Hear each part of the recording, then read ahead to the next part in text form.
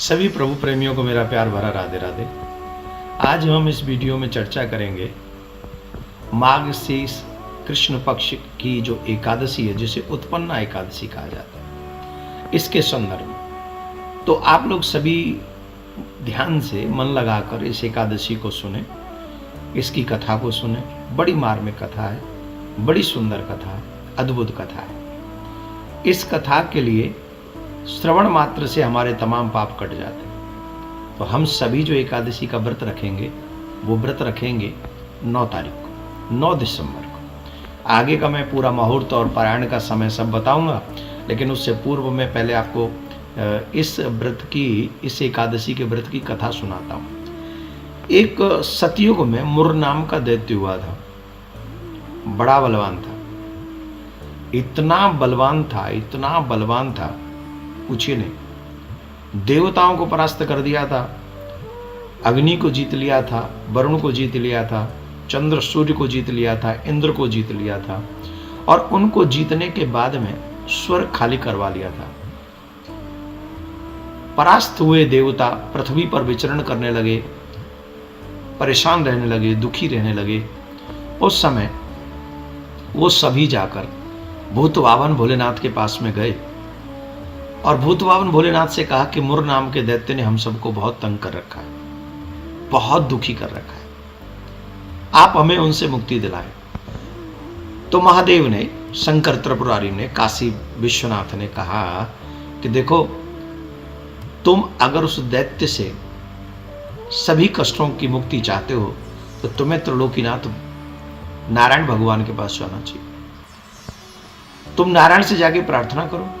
तो सभी देवता क्षीर सागर में नारायण भगवान के पास में पहुंचे। नारायण भगवान से प्रार्थना की। नारायण भगवान ने पूछा कि भाई क्यों परेशान हो, काहे को कष्ट पा रहे हो।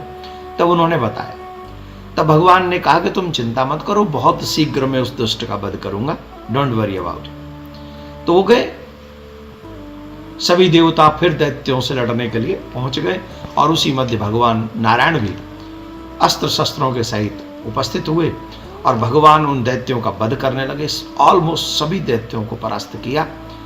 जब मुर दैत्य से, परास्त मीन्स समाप्त कर दिया, फिर मुर दैत्य से युद्ध करने लगे भगवान ने, वो बहुत बलवान था, भगवान से भी जम के युद्ध किया उसने। भगवान जो भी शस्त्र चलाते थे उसके ऊपर, क्योंकि वरदान ही था, तो वरदान को तो भगवान मिथ्या नहीं कर सकते थे ना, इसलिए तो बार बार कोई भी शस्त्र चलाते थे वो ऐसा लगता था जैसे कोई पुष्प फेंक रहा है। 10,000 वर्षों तक उस मुर दैत्य से नारायण भगवान ने युद्ध किया, और 10,000 वर्षों तक जब युद्ध हुआ, उसके बाद वो परास्त नहीं हुआ। तो भगवान बोले चलो अब थोड़ी देर विश्राम करके आते हैं। तो वो बद्रिकाश्रम में चले गए भगवान विष्णु, और एक गुफा में जाकर विश्राम करने लगे। लेकिन ये युद्ध का लालची, युद्ध की लालसा रखने वाला मुर दैत्य दौड़ कर गया, भगवान के पीछे पीछे गया, और भगवान को सोता हुआ देखकर उन पर प्रहार करने के लिए तैयार हुआ। और जैसे ही प्रहार करने के लिए तैयार हुआ, उसी समय भगवान के उस अंग में से बहुत सुंदर तेज निकला, और उस तेज में से एक स्त्री का, एक देवी का आकार प्रकट हुआ, और उस देवी के आकार ने एक क्षण में ही उस मुर नाम के दैत्य को समाप्त कर दिया। भगवान नारायण ने जब योग निद्रा से अपने आप को दूर किया, तो भगवान ने उस देवी को कहा कि आज से तुम्हें उत्पन्ना एकादशी के नाम से ही जाना जाएगा, और तुम्हारे जो मेरे भक्त हैं वो सब तुम्हारी पूजा करेंगे, जो मुझे पूजते हैं, जो मुझे मानते हैं, वो सब तुम्हारी पूजा करेंगे।